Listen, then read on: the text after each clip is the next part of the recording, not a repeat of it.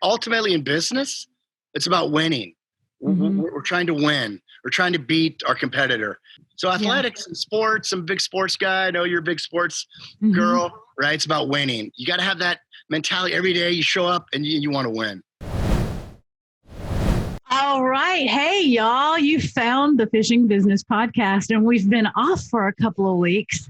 You know, the end of the year is a very, very busy time for the business people of the world to put together their marketing budgets for the next year. And so I took a little time off from the podcast to take care of my other business, my marketing agency and PR agency business. But I'm back now, and we're going to start 2021 off very in the right direction with a really compelling and interesting guest who I think you guys will really love. His name is John Skrabo. He's president of Lure Lock, which is a new brand, 3-year-old brand of very high-tech tackle boxes that have a special gel coating in them so your lures won't rattle around and your hooks won't get all caught up with each other.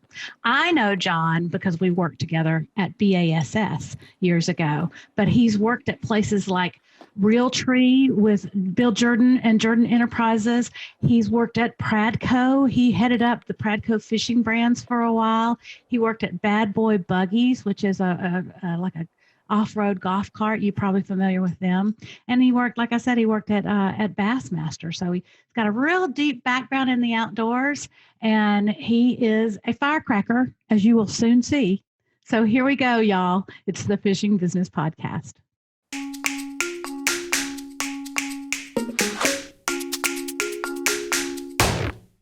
John Skrabo, I'm so excited to have you here today. You know, we've known each other a pretty long time, and we get to talk to each other occasionally, but we kind of never get a chance to sort of talk like this, where it's usually when you and I are talking, it's about something very specific, but this will be an interesting conversation to have to really dive into some of your brain trust. Well, Angie, congrats on the podcast. I've listened to, I think, every single one of them. Really? And, I was wondering what took you so long to ask me to be on your show. I'm sorry, John. You should have been at top of the list. Well, I don't know what took you so long to call me back last week. Yeah, touche. You had some great guests. I really enjoyed them. I think my favorite, I would have to say, if you asked me, I really like Gerald Swindle and Lulu. Of course, I'm a little bit biased because Gerald's, been on our pro staff from day one at Lure Lock, and right. I love him. I actually like Lulu a lot more than Gerald. Oh, well, I think everybody does. But they're a great couple. They have a great relationship, a great business relationship, and a great, obviously a great marriage. And it was really nice to hear their insights on how they do all that. I think a lot of people admire them, including me. But you have an interesting background, John. Now you got to tell me how you started out in like the San Francisco Bay Area and ended up in Birmingham, Alabama. Right. By the way, I think I'm your first guest to actually be in the outdoors. Can you hear me and see me? Okay? Yep, we got you. We've got you loud and clear, and it looks nice out there. I'm not deer hunting. This is actually in my backyard. There is a chainsaw going on back there somewhere. So if it gets too loud, I'll move inside. But what a beautiful day here in Birmingham. Born and raised in Menlo Park, which is nobody's ever heard of Menlo Park other than the fact that Mark Zuckerberg from Facebook made it famous when he started Facebook there 15 years ago or whatever. And so I was a Bay Area kid, going to Catholic grammar schools, Catholic high schools, St. Francis, and then just up out of nowhere, my dad's like, we're moving to Northern California and buying a ranch, and we're going to raise registered Angus cattle. I'm like, wow. Wait, what? Yeah.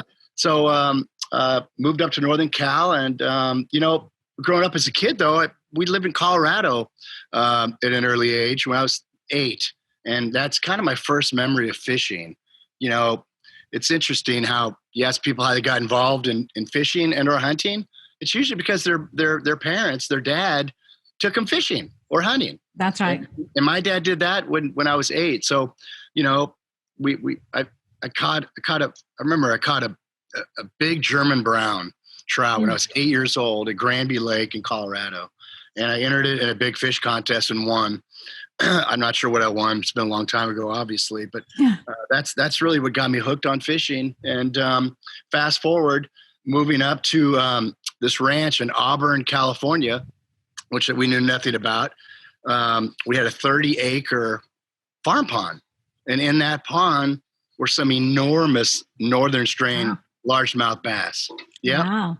So in high school, and don't laugh, AJ, I actually did take some serious classes, but I took a class called wood shop.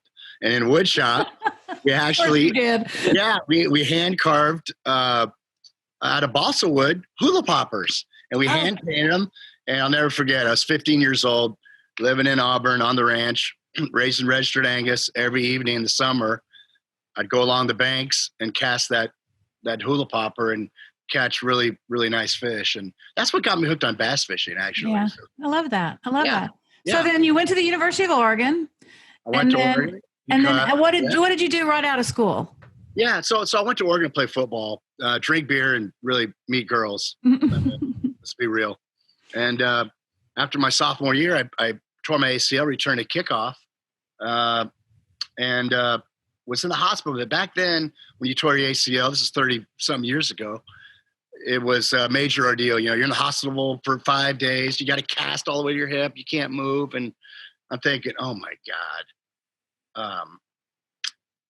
I guess a 5'10" white cornerback with a torn ACL is not going to the NFL. What the heck am I going to do? Right? Yeah. So I had a lot of time to think about it, contemplate. Well, I figured if I followed my passion, fishing and hunting, and a career in the outdoors, I'd be successful. Right. And I made that decision. And then, so what'd you do? Tell me, take me through the steps. So what was your first job? My first job was a copy editor.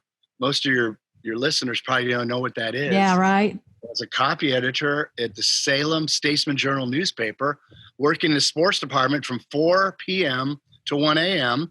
And I was on the copy desk, selecting stories off the AP Wire. Of course, we had local writers do the local sports. And I would lay out the sports section, write the headlines, pick the photographs, go to press.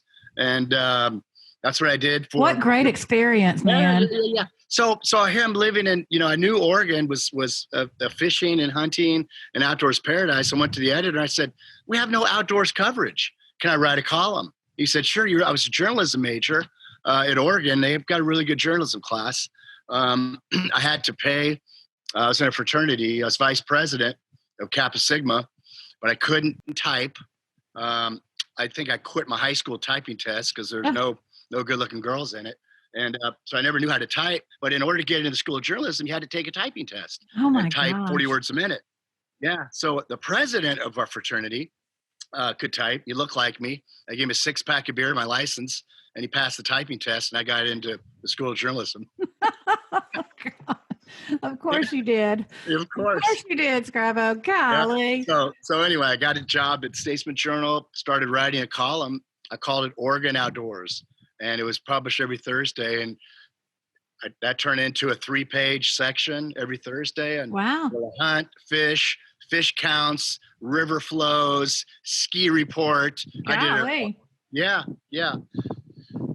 Awesome. And so then from there I'm going to skip because I'll just have to tell everybody what your career path was, because clearly you're not hitting on all the things because you've done a lot and you've had a lot of different roles. But your most recent role is president of Lure Lock. And Lure Lock's I still think of it as a relatively new brand. Do you agree or no? Yeah. We're in our third and a half year, I guess, going our 4th year at Lure Lock. Yeah. So we launched the brand. Literally, it was funny story. I'm the president, but that means that, I'm responsible for everything from sales to the P&L to the balance sheet to, oh, yeah, by the way, take out the garbage, right? Yeah, right. It's a startup. And I met Matt Creasel, our CEO and majority shareholder at the NRA show from a mutual acquaintance, Jack Birmingham. He put us together. Matt flew down to Alabama. We fell in love, and I decided to work for him. Well, we have unbelievable technology, TackLogic technology. And people say, oh, Lure Lock, you're the guys that have the sticky stuff in the tackle box, right? Right. And I took our sticky stuff, we poured it in a Plano 3,700 tackle box, and I started a road show. We started with Cabela's, went to Bass Pro, started showing it to the big box retailers, and that's kind of where I cut my teeth working at Realtree for 10 years, right? Managing all that big box business. And I've been able to maintain those relationships over the years. And everyone's, oh my God, this is phenomenal, breakthrough technology. We want it. We'll get back to you when we actually have our own tackle boxes and plastic. So we did. Bass Pro, most of the big programs were put to bed. Bass Pro, Denny Tubman said, you know what, Skrabo, everybody calls me Skrabo. Our fishing season is put to bed for 2018. This is so cool, though. I'm going to give you placement in 22 stores. We put a 20-inch monitor. We had videos from Bill Dance and Gerald Swindle and Brent Ayler and Matt Lee and all our great pro staffers, right? And we held our breath. We turned the website on. It was Black Friday week, November 2017. And today we're in all the Bass Pros, Cabela's, 250 academies, 1,200 Walmarts, Dick's Field and Stream, 100 independent dealers, on and on. So it's been a great success. Well, as if you're talking to my grandmother, how would you describe what Lure Lock is? Yep. So Lure Lock is, first of all, it's one of the hottest brands in fishing, right? We literally built the brand from a logo up. Yep. And Matt Creasel and I. And Lure Lock, what we're trying to do at Lure Lock is bring technology, innovation back into somewhat of a commoditized category. Mm-hmm. At the end of the day, it's a piece of plastic, right? So how do we bring life to a piece of plastic? So we're fun, high energy. We have a great pro staff to tell our story. Really, the value proposition, Angie, is our gel technology. Keeps the lures organized. Your hooks don't get tangled. Your tackle's not bouncing around in the back of the truck on the way to the lake or in a boat. Right. And it keeps things from moving around, keeps you highly organized. So what is so TacLogic is would it be appropriate to say that's the parent company? Yes, correct. And then what is it? What is their main product? And well, the product is probably the gel, right? But what is their main consumer? What do they make? So TacLogic's like the corporate name. So it's like Jordan, or excuse me. Okay. I know you're talking to Bill. I better pronounce it correctly in the South. It's Jordan. Jordan Outdoor Enterprises, right? Mm-hmm. So under Jordan Outdoor Enterprises is the Realtree brand, Team Realtree Advantage. Mm-hmm. So for TacLogic, that's the parent company. It's like Pradco. When I was vice president at Pradco, nobody really ever knows what Pradco is. The trade does, but consumers identify Pradco with, Moultrie trail cameras, Summit tree stands, Booyah Fishing, Yum. Those are the brands. Right. So with TacLogic, nobody really knows what TacLogic is, but under that corporate umbrella, we have Lure Lock. Don't laugh, but we launched a Glamour line, which I know you're familiar with. Yes. Glamour Lock. And I like. Yep. Ready to go live February 1st with a whole new line called Captivate. Can't wait to get you some of that Captivate. Yeah. And then we have a brand called Tool Lock, similar technology that we use in Lure Lock. So that's live, toollock.com. And we have a brand for pet owners called the Pet Wrap. So you look at thepetwrap.com. Mm-hmm. It's similar TacLogic gel technology, only this one removes pet hair and dander, so on and so forth. And we've got big plans to launch a brand called Ammo Lock, which I think we're going to turn into more of a tactical brand. Mm-hmm. And then another one called Hobby Lock. The biggest of all, Angie, is one called Medical Lock. So our gel technology, we've autoclaved it at 260 degrees. So we can claim sterilization, which opens the door for oral surgeons, maxillofacial, plastic surgeons, so on and so forth. That's huge. Yeah. That's huge. Okay. Well, that's fantastic and so interesting. And I want to talk more about that, but actually we're going to take a little quick break right here and reset, and we'll be right back with John Skrabo from Lure Lock. Be right back. Do you know what your personal brand is? Because everyone has a personal brand. You may not be intentional about it yet, but all that you say or do or write or post contributes to how others perceive you. And that, my friends, is your personal brand. If you want to develop your brand to mean the things you want it to mean, I have a workbook that will help you get started, and it's free. You can download my Developing Your Personal Brand workbook at www.fishingbusinessschool.com/brand workbook. So we're back on the Fishing Business Podcast with John Skrabo from Lure Lock, and John has a wide background in fishing, and I think you're in a great role now as president of Lure Lock because it kind of really sort of takes all the things you're good at and that you've done over the years and puts them together into a place where you can really make a huge difference, don't you think?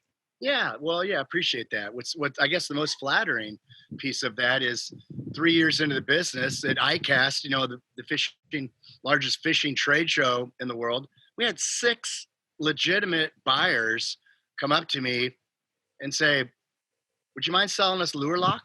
I'm like, wow. Well, wait a minute, we're not for sale. Number one, well, I guess everything's for sale. Yeah, but it's flattering. No, absolutely. Why? I also remember the guys from Midway USA. It's a shooting sports online company that Mr. Potterfield, I can't think of his first name, created. Anyway, the buyers from Midway USA were there. And I go, "Hey, Skrabo, what's going on?" So, "What are you guys doing here?" "Well, we're getting into fishing." "Okay, that's cool. What are you doing here, in the Lure Lock booth?" Yeah. "Well, you've got a lot of sizzle and you're one of the hottest brands in fishing." "Okay, great. How do we create that?" We literally started from the logo up. We needed endorsement. So I called my good friends, Gerald Swindle, Bill Dance, Matt Lee, Brent Ayler. And overnight we had one of the finest, if not the finest, pro staffs. And that gave us overnight credibility. And then from that, though, with the pro staff, you're only as good as the content that they create. So with Gerald, as you know, he's so creative. You can't tell Gerald, "Gerald, I need 6 Instagram posts and 2 stories in the next 6 months." Gerald just needs to let it happen, let it flow. Give him his iPhone, let him create, the grassroots type of content for Lure Lock. We produced, in conjunction with Steve Finch, who I go way back with him in the Realtree days, some really great content that we pushed out through all of our social media platforms. And that really helped us build the brand equity and brand awareness. So that leads me to right where I want to be, which is if you're someone at home watching this and you want to be a professional angler, or you want a job in the outdoor industry, or you want to be an influencer, how can an individual look at what you've done with Lure Lock from a branding standpoint and learn from that for them as an individual? Yep. So for an individual getting in, if they love to fish, I'd say don't get in the fishing industry. I was talking to somebody this morning, and I don't think I've fished in 3 months. It's terrible. Yeah. But my son, Jordan, 15, he fishes a lot, so that's good. I live vicariously through him now.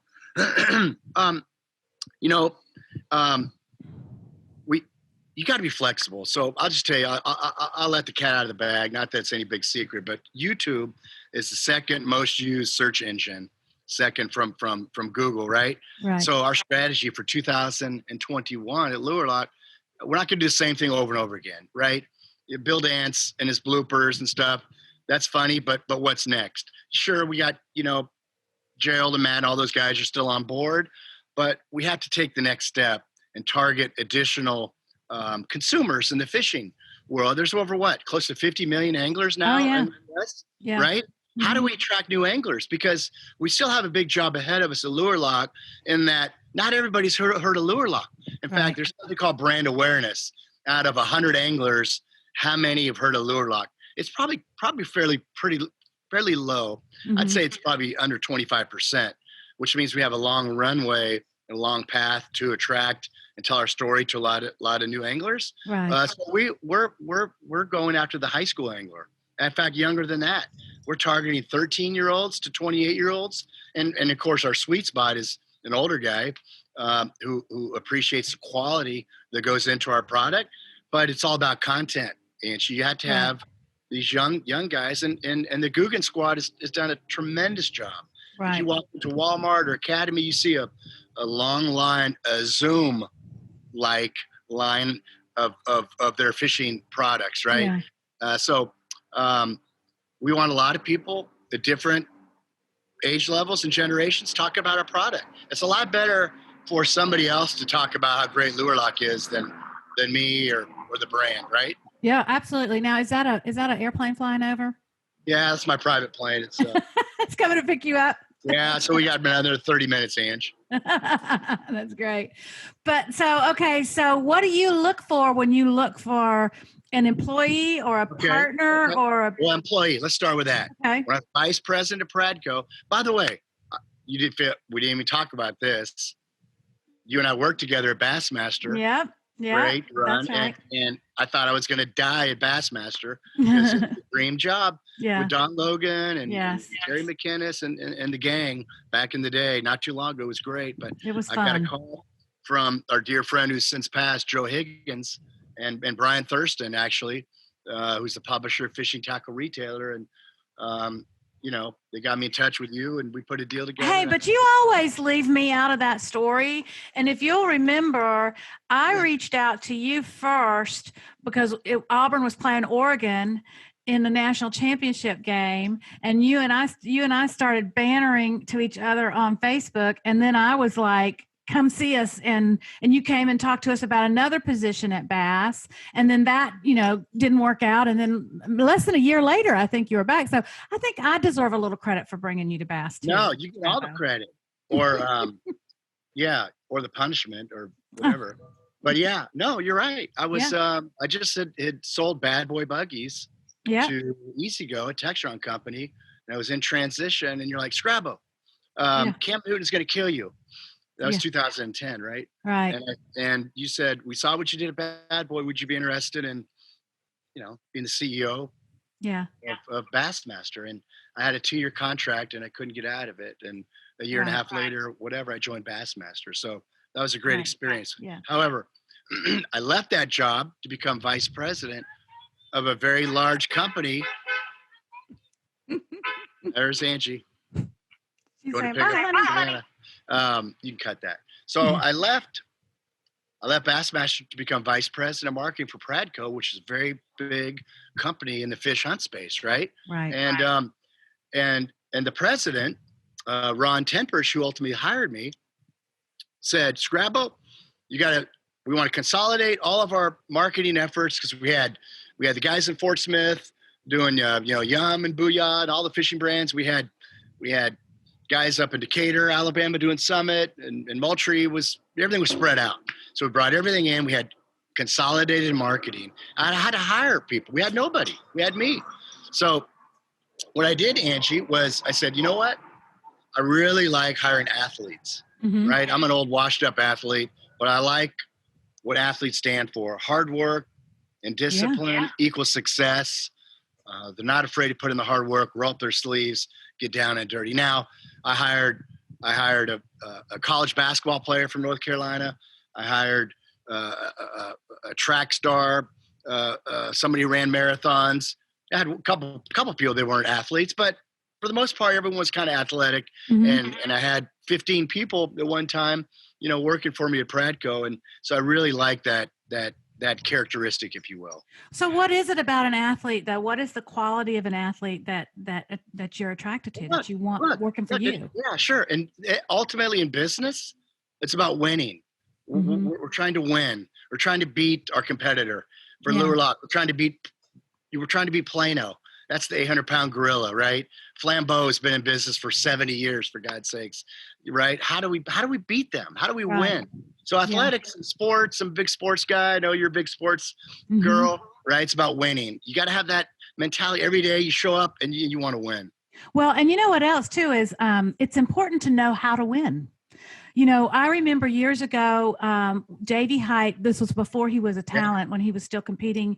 I can't remember if it was when we were doing Bassmaster or FLW, but he was in position to win on a, golly, it seems like we were in Louisiana or the Red River or something like that. Anyway, he was in contention to win, and we interviewed his wife, who wasn't there. She was at home. We interviewed her on the phone, and we said, what do you think Davey's chances are on the last day? And she goes, I think his chances are good because he knows how to win, and everybody doesn't know how to win. And Davey was an athlete. Here's the other thing I would say to your young listeners, to the aspiring individual, man or woman or young lady or young man who wants to get into this industry, don't feel bashful about reaching out to a decision maker, a president, a vice president, right? I'm sponsoring. God, I can't believe I'm admitting this. Didn't you go? You went to Auburn. Yeah. You already rubbed in the national championship 2010 or 11, War right? Eagle. War Eagle.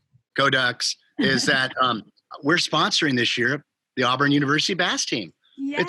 Yeah. So we got big Lure Lock logo on the boat. All those guys are going to be doing social media content, including YouTube, right? So the reason I talk about college is a couple of those guys in the team are already hitting me up for an internship. They're smart. Yeah. Get an internship while you're at college. Reach out. Okay. Reach out. So there's a guy, Ryan Wakenig. He's now doing social media for Michael Waddell and the Bone Collector. He was one of my first hires. He did my social media at Pradco. I've known him since he was like 13 years old. He'd come over to my house, Columbus, Georgia. I lived on a lake. We had a Mastercraft ski boat. He'd be doing, all these tricks, behind the boat on his wakeboard. He always stayed big time fisherman, loves to hunt. And guess what? I hired him at Pradco, and he's had a great career. He's a young man. So hey, you know how I know Ryan, don't you? How? Because he dates Laura Rush's daughter, Wesley. Laura Rush is another woman that John and I work together with at Bassmaster. She is she heads up all of the digital ads and digital trafficking, and her daughter used to work for Skrabo at Pradco, and now works somewhere else. And Ryan works for Bone Collector, and they've been together for years. That's exactly right. Yeah, right. I saw Laura last weekend, as a matter of fact. She came to the beach. Yeah. Great. Yeah. So that's neat. That's very cool. I like the way you think about that. I hope it does still include, some women athletes that you hire. And I know it does. Yeah, I'm glad you said that. So we built out our pro staff. We started with bass. That's the largest segment in fishing, right? The most recent numbers, let's just say there's 50 million anglers in the U.S. Mm-hmm. You probably know these numbers a little bit better than I'd say 26 million of those, mm-hmm. More than half are bass fishermen. Yep. So when I built my pro staff, I started with bass, right? Again, Bill Dance, Swindle, Brent Ayler, Andy Morgan, got a great pro staff. Well, in year 2, we said, you know what? We need to cast a wider net. So we had kind of a cold water, upper Midwest pro staff, guys like Johnny Candle, who's very close to Shields, and where the rubber meets the road for us, if a pro staffer has a relationship, like a Brent Ayler in California, not only a great guy, well-spoken, he's from California, a big bass state, but he's tight with Tackle Warehouse, right? That's important. Yeah, that's important. So we create content, Tackle Warehouse pushes it out, and they sell a bunch of Lure Lock tackle boxes, by the way. So after the cold water, walleye, trout, panfish guys, we said, you know what?